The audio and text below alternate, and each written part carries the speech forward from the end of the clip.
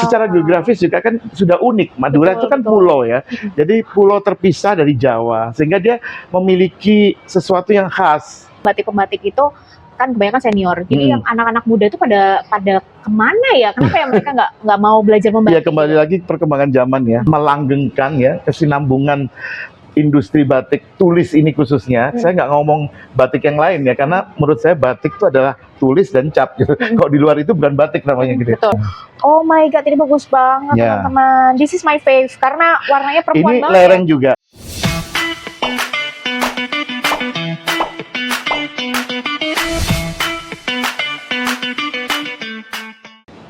Oke teman-teman, balik lagi di podcast Cika Talk Channel. Dan sekarang ini aku masih bersama the one and only owner dari galeri yang secakep ini, Galeri Blue Lotus. Dan ini ownernya, the one and only Mas Budi Sumitro atau BS. Karena Blue Lotus by BS gitu ya Mas? BS, ya? BS. Budi Sumitro atau Busum ya? Busum. Budi Sumitro maksudnya. Soem. Oke, Bu Soem. Tapi ya? bukan Boksum, bukan Boksum ya. Bu Soem ya. Busum. Oke, ini kita mau bahas lebih dalam lagi, mau explore lagi nih tentang batik-batik, terutama batik-batik, koleksi batik yang ada di Galeri Blue Lotus. Batik-batik Madura ya.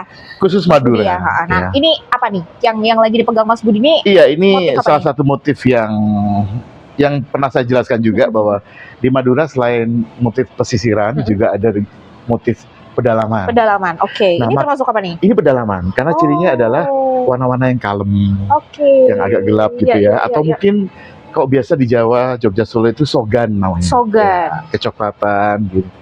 Dan ini banyak disukai bapak-bapak atau siapapun yang usianya udah matang atau personalitinya cool gitu ya, kalem gitu, suka yang seperti ini ya. Jadi warnanya tuh lebih dominan coklat-coklat krem ya? Untuk yang pedalaman. Untuk yang pesisiran lebih berani. Kayak apa tuh? Ada warna-warna yang cerah seperti ini, hijau. Wow, ini pesisiran ya? Iya, pesisiran. Dan ini juga motifnya sudah mengarah ke kontemporer. Wow. Jadi agak keluar pakem sedikit, tapi masih dalam ciri khas batik Madura. Ya. Sebenarnya ciri khas batik Madura itu apa sih, Mas Budi? Ya itu tadi, cirinya dia itu ekspresif ya, dan apa ya istilahnya? Pemilihan warna-warnanya. Pemilihan warna dan motifnya juga ada kaitannya dengan daerahnya. Misalnya kalau di Tanjung Bumi atau di Makan itu kan masyarakatnya kebanyakan nelayan. Jadi motif-motifnya nggak jauh-jauh dari kehidupan nelayan atau lingkungannya yang berupa pantai dan laut gitu. Ada kapal, ada ikan, ada ya semua yang di sekitar pantai lah. Iya. Tapi kok ke pedalaman lebih ke corak-corak klasik gitu ya. Karena dulu kan seperti Sumenep itu kan masih masuk wilayah Mataram. Sejarahnya. Jadi pengaruh Jawa kuat ya, sampai ke bahasanya pula juga. Kalau kita mendengarkan kromo inggilnya itu mirip ya? Mirip sekali. Halus. Halus sekali. Iya. Nah, kalau yang kayak gini Mas Budi, ini berarti sama, ini masih di daerah-daerah yang cerah ya, ekspresif. Merah, tapi ini masih kelihatan cakep juga ya. Jadi tergantung selera sih kalau menurut saya ya. Kalau ini dari pesisiran? Iya, masih tergolong ke pesisiran juga. Ya, ini. Wah, keren-keren semua ya, teman-teman ya. Jadi di sini tuh di Galeri Blue Lotus itu nggak cuman menyediakan kain-kain aja, tapi juga baju-baju udah jadi gitu. Kalau misalnya ini kan kemeja, nanti kita bakal ke sana ya, ada outer-outer buat cewek, ada kebaya, macam-macam deh pokoknya ya. Ya, insya Allah nanti sebentar lagi kita juga akan launching koleksi-koleksi terbaru kita dari Blue Lotus. Berupa kemeja, berupa kemeja, mungkin juga ada baju-baju untuk wanita juga sebagian. Dan tentunya batik-batik dengan corak yang baru. Jadi nambah koleksi ya. Insya Allah, amin. Makin rame, makin beragam, makin banyak koleksinya amin, ya. Amin. Sekarang kita beralih ke kain-kainnya dulu nih. Iya. Ini motifnya tuh beda-beda. Ini kebanyakan dari daerah Podek ya. Podek itu punya ciri khas. Ini lereng ya? Warna ya. Kok ini lereng? Ini masih dari Pamekasan juga. Dan kategorinya masih pedalaman tadi. Pokoknya yang kalem, itu pedalaman yang warnanya kecoklatan. Sogan-sogan gitu ya. Boleh dong dibeber di sini ya, lebih jelas ya ngelihatnya. Monggo, banget ya. Bagus sekali. Bagus banget. Dan kalau kita perhatikan Cika, ini cukup rumit ya pembuatannya. Kalau Cika pernah nanya, apa sih yang membedakan harga dari sebuah batik itu? Apanya yang bikin dia agak tinggi atau agak murah gitu ya? Itu bisa juga terlihat dari kita nilai dari kerapatan motifnya. Ya, semakin rapat istilahnya, semakin complicated, semakin rumit, ya. Itu menggambarkan prosesnya juga lama, ya. Jadi, sama dengan kalau kita melukis yang sederhana kan cepat, ya. Tapi kalau kita melukisnya dengan banyak detail, itu pasti prosesnya juga lama juga, dan itu menentukan, mempengaruhi harganya juga. Nah, ini ada motif-motif seperti sisik ikan, ya, berbeda, namanya kalau sesek gitu. Sesek gitu istilahnya kalau di bahasa Madura. Oh, apa sesek? Iya, motif ikan, sisik ikan maksudnya. Iya. Dan ini kan ada motif-motif semacam kayak ganggang gitu ya. Jadi nggak jauh-jauh dari kehidupan di laut. Meskipun ini berasal dari Pamekasan yang notabene di dalam kan, pedalaman juga. Dan ini kalau kecil-kecil begini, cantingnya pun juga yang paling banyak ukuran sih kalau canting. Ada yang mulai dari 0,1, 0,5. Dan ini Mas Budi juga ngasih masukan ke pembatiknya atau memang Oh iya, di samping mereka masih family juga, saya punya kebebasan untuk intervensi. Oh wow, oh my god, ini bagus banget teman-teman. This is my fave karena warnanya perempuan ini banget. Ini lereng juga. Kalau diperhatikan lereng ya, kan ada garis diagonal juga. Cuman ini dia full color ya, colorful banget. Dan isen-isennya istilahnya ini isen-isen ya, isi-isi yang menutup latar belakang ini juga hampir sama kan, cuman dia beda basic colornya aja. Dia lebih kalem, kecoklatan, ke arah sogan. Ini warnanya keluar semua, berbagai warna ada. Dan ini warnanya tuh bisa masuk anak muda ya kayaknya Mas Budi. Karena dia kan ini segala usia, ini segala usia, tidak terbatas pada gender tertentu. Dan ini yang latarnya agak gelap, tapi memiliki motif yang sangat indah ya. Kalau menurut saya sih ya, ada sebaran bunganya di sana sini dan penuh ya. Ditutup dengan daun-daun kecil, dan di sini ada pinggirannya ada warna kontras ya, ada orange, ada. Ini juga cukup bagus. Kemudian di sini ada perkeper. Perkeper itu apa tuh? Perkeper itu kupu-kupu bahasa Madura ya. Perkeper. Ya. Kupu-kupu itu perkeper ya. Perkeper. Ini ini basic motifnya hampir sama kan? Dedaunan juga. Tapi di sini mana? Ini perkepernya. Ya ampun, cantik sekali. Di bawah-bawah ini perkeper. Ini bisa dilihat di sini ya. Dan kombinasi warnanya cukup berani, tapi menurut saya masih elegan ya, istilahnya tidak norak.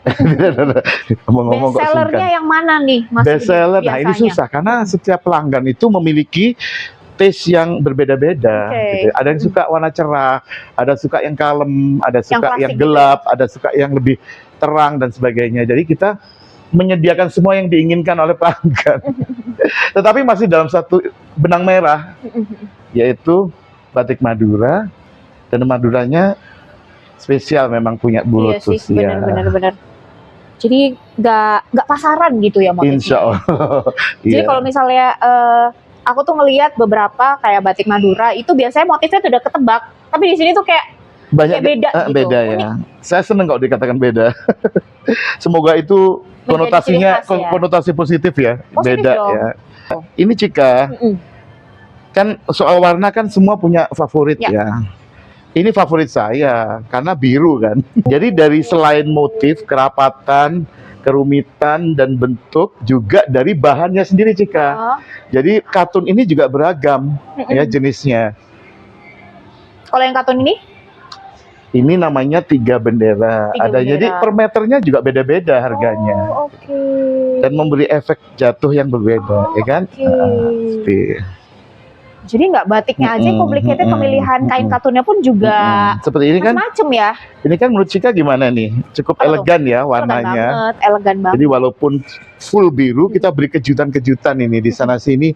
Ada warna-warna merah, kemudian warna-warna kecil-kecil daun pun kita tidak monoton ya. Kita pakai warna-warna yang sekiranya itu tadi penuh kejutan. Penuh kejutan, benar. Semoga terkejut menyenangkan. Terkejut menyenangkan. Kami punya juga ini yang namanya, ini kategorinya sarung dari Tanjung Bumi. Lihat, ini motifnya unik sekali. Ya, motifnya unik. Ya? Dia dasarnya marun ya. Dia apa ya? Ini kok saya bilang agak burgundi gitu ya. Agak burgundi. Ini depannya ini. Oke. Memang hampir sama, tapi ini lebih cerah kan. Lebih, ya, untuk membedakan kita harus membolak-balik dulu. Tapi ini nyaris ini tembus memang muka belakang sama. Yang kita bahas adalah tentang ini, tentang tumpal. Nah, ini namanya tumpal. Bagian sini ya? Ya, ini tumpal. Biasa diletakkan di belakang, dari pinggang ke bawah, persis di belakang sini. Atau kadang-kadang orang juga suka naruhnya di depan, ya bebas aja lah. Oh, gitu. tapi nggak ada pakemnya gitu. Sebetulnya saya nggak tahu persis ya, tapi kebanyakan memang di belakang seharusnya. Kok laki-laki di belakang, kok perempuan kadang-kadang mereka suka memamerkannya di depan. Dan ini motifnya terlihat tegas ya, gagah ya, dengan banyak garis-garis lurus dan bidangnya cukup besar. Tetapi yang unik di sini ada daun-daun waru untuk isen-isennya di setiap bagian segitiganya. Ini tuh kelihatan memang motifnya itu unik dan teratur gitu ya. Iya. Memperlihatkan bahwa kualitas pembatiknya memang udah senior. Senior. Ya, senior dan problem kita adalah soal kaderisasi. Semoga nanti ada penerusnya juga. Menurut Mas Budi memang pembatik-pembatik itu kan kebanyakan senior. Jadi yang anak-anak muda itu pada kemana ya? Kenapa ya mereka nggak mau belajar membatik? Ya, kembali lagi perkembangan zaman ya. Karena pilihan untuk berkarir untuk anak-anak muda juga banyak ya. Ada kafe, ada pabrik, ada macam-macam industri yang lain gitu ya. Jadi pilihan mereka banyak, sehingga yang dulunya cukup dengan jadi pembatik aja sudah nerimo gitu ya, sudah seneng gitu ya. Sekarang mereka mungkin tengok sana, tengok sini juga karena banyak pilihan tadi ya. Tapi insya Allah masih tetap ada penerusnya. Ya, kita akan berjuang mempertahankannya. Iya, terutama di kalangan anak muda ya. Terutama di kalangan anak muda. Mas Budi sendiri gimana sih Mas supaya anak muda itu mulai mencintai batik, mulai mereka tuh mengerti bahwa batik itu adalah warisan peninggalan budaya bangsa itu yang harus dilestarikan. Kalau menurut Mas Budi gimana tuh caranya? Iya, memang kalau kita lihat kan batik ini sudah bukan jadi budaya Indonesia saja, bukan milik Indonesia saja. Ini the World Heritage, jadi diakui oleh UNESCO dan harusnya kita selain bangga juga punya tanggung jawab untuk mempertahankan, kalau bisa melanggengkan ya kesinambungan industri batik tulis ini khususnya. Saya nggak ngomong batik yang lain ya, karena menurut saya batik itu adalah tulis dan cap. Kalau di luar itu bukan batik namanya gitu. Betul. Jadi ini adalah tanggung jawab kita bersama. Jadi harus ada kerjasama antara perajin, kita memelihara mereka, maksudnya menjaga keberadaan mereka sebagai pembatik juga kita perhatikan. Kemudian kita juga merangkul mungkin para pemangku kebijakan di masing-masing daerah yang ada batik di situ sebagai salah satu industrinya. Dan juga kita harus rajin sounding, rajin memberikan edukasi mungkin, atau mungkin semacam event-event yang bisa menunjang agar batik ini tetap dicintai dan berkelanjutan. Betul. Dan tongkat estafetnya jalan ke generasi-generasi yang lebih muda.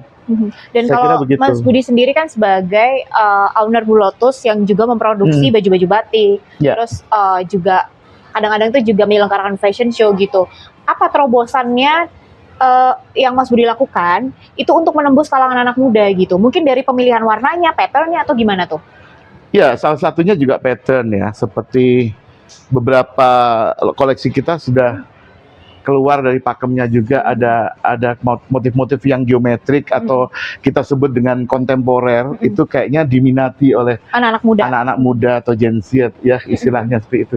Dan juga tentunya dari segi fashion, mungkin dari segi style atau modelnya kita sesuaikan. Ini tempo hari memang sempat kita tunjukkan juga ada outer semacam ini ya, outer pendek. Mungkin kalau untuk yang berhijab bisa dikombinasikan dengan manset, terus kemudian manset. Betul. Dan ini ada sayap yang panjang seperti ini. Dan ini lagi tren. Ini kan ngenomi ya, ngenomi. Apa dari segi warna? Kami punya warna-warna yang lucu seperti ini. Outernya, ya. Dan ini juga pakai pewarna batik jika. Jadi ini batik polos yang kita punya. Kita punya batik dengan warna polos ini bermacam-macam warna. Tapi ini betul-betul pakai pewarna batik, ya. Cuman nggak ada motifnya. Iya. Nah, memang fungsinya kita pakai sebagai kombinasi-kombinasi seperti ini. Jadi supaya nggak boring ya. Kalau ini anak-anak muda juga oke banget. Ini pas Kalau di banget sih buat belakangnya anak muda nih. motif batiknya juga yang tidak terlalu klasik, Abstrak Ya. ya dia ya. sehingga tidak terlalu menonjol batiknya, tapi tetap batik tulis. Oke. Satu. Ini motifnya bagus banget Bagus. nih. Ya. Ini agak-agak, Aku suka sih. ini namanya sekar jagat. Sekar jagat. Sekar jagat. Ya, sekar jagat juga. Di Damiasus juga ada tuh koleksi Sekar jagat tuh. dipakai dari sepatu. Lain kali kita akan produksi sepatu lagi. Oh, ditunggu loh. Iya dong. Ya. Ini juga bagus nih teman-teman. Ini kebaya ya. Ini kebaya. Ini kebaya top modern ya, nggak sih? atasan, Iya, ini juga ya. tapi Kutu baru dengan pattern kutu baru. Kutu baru. Ya.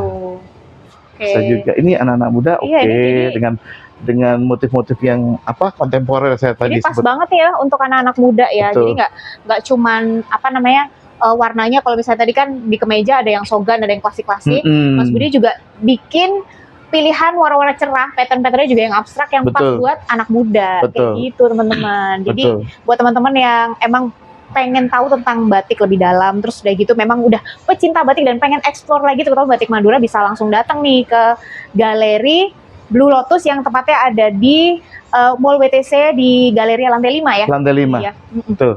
Oke. Nah, kalau misalnya dibandingkan dengan beberapa rumah batik yang udah ada nih Mas Budi ya, kelebihan atau mungkin keunikan Blue Lotus yang nggak didapatkan di tempat lain tuh apa tuh? Wah, kalau disuruh menilai diri sendiri agak susah ya.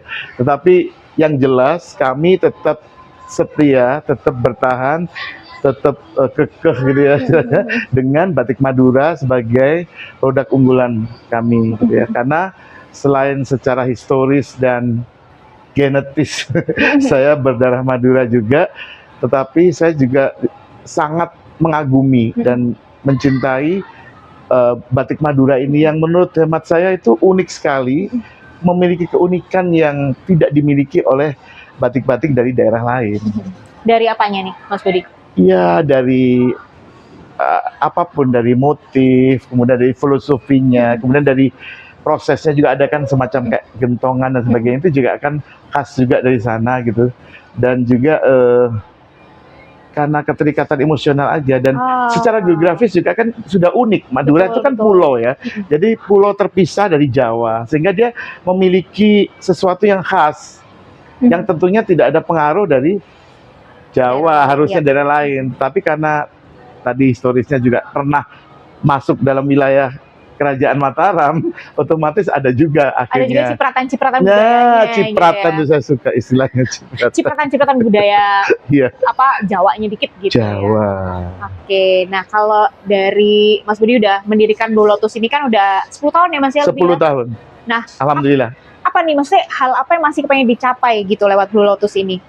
Apa ya, selain ingin mengembangkan lagi dan juga ingin lebih fokus lagi pada sisi seni dan budayanya itu sendiri khususnya dari Madura, saya juga ingin berkolaborasi jika tentunya kita terbuka sekali untuk kolaborasi dengan hal-hal lain yang tentunya masih ada benang merah dengan apa yang ada di Blue Lotus gitu ya. Kan seperti sekarang ini kan saya juga punya koleksi-koleksi furniture ya.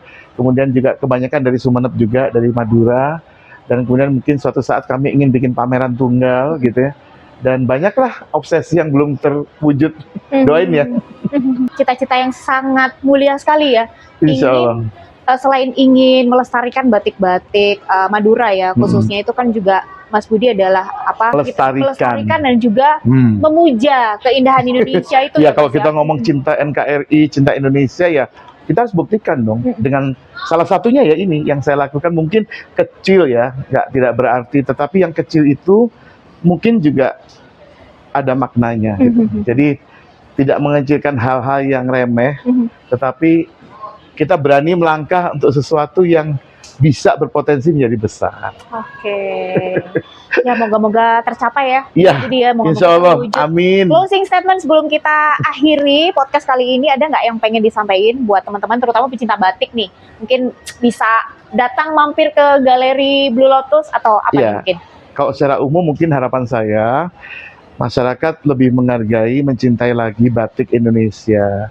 Batik manapun itu, karena jenisnya banyak sekali dari beragam daerah, dan tolong lebih sering makainya Jangan disimpan aja di lemari atau hanya dikeluarkan pada saat ada undangan nikahan atau acara-acara formal lainnya. Tolong lebih sering dipakai deh. Jadi pakai Karena casual juga bisa ya. Casual bisa, nggak ada yang melarang orang pakai batik kemanapun dia pergi, malah kelihatan lebih keren, lebih ganteng, lebih cantik, ya kan? Lebih kelihatan valuable dan orang asing pun jauh lebih menghargai loh. Betul banget. Tentang batik ini kadang-kadang Bener saya banget. juga malu kadang, oh kita yang punya batik kayaknya kok masih ragu-ragu ya untuk lebih sering pakai batik gitu ya.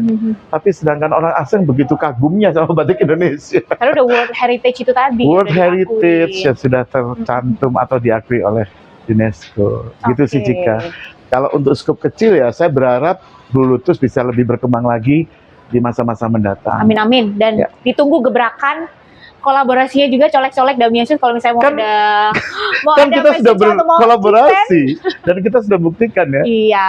bahwa Tapi next mungkin ada Iya. kolaborasi yang lebih oh keren insya lagi. Allah pasti, insya Allah. Oke, thank you banyak Mas Budi ya. Sama-sama, atas Cika. waktunya, kesempatannya juga. Iya. Terima kasih banyak sudah memberikan banyak sekali insight ya tadi tentang batik, khususnya batik Madura. Jadi kebuka banget pikiran dan juga pengetahuan ya tentang batik-batik Madura itu Wawasan. kayak gimana sih ya wawasan tentang batik semuanya. Terima kasih banyak Mas Budi. Sukses Sama-sama, terus. sama-sama. Semoga apa yang tadi kita udah obrolkan, apa yang tadi disampaikan oleh Mas Budi bermanfaat untuk kita semua. Insya Allah, amin, amin. Sukses Mas Budi ya ke Terima depannya. kasih, Cika. Ditunggu gebrakan-gebrakannya. Oke teman-teman, itulah tadi obrolan bersama Mas Budi Sumitro, fashion designer dan juga owner Blue Lotus. Jangan lupa buat teman-teman mampir ya ke Galeri Blue Lotus, tepatnya ada di Mall WTC. Galeria lantai 5. Di sini teman-teman akan menemukan banyak koleksi batik-batik yang keren-keren dan juga baju-baju yang udah jadi ya. Oke, Dan kalau juga- gitu thanks for watching ya teman-teman. Jangan lupa untuk subscribe dan juga like podcast Cika Talk Channel karena nantinya aku masih akan menghadirkan narasumber-narasumber yang gak kalah inspiratif lainnya. Oke? Kalau gitu saya pamit dulu. Kita ketemu lagi di episode selanjutnya. Bye-bye.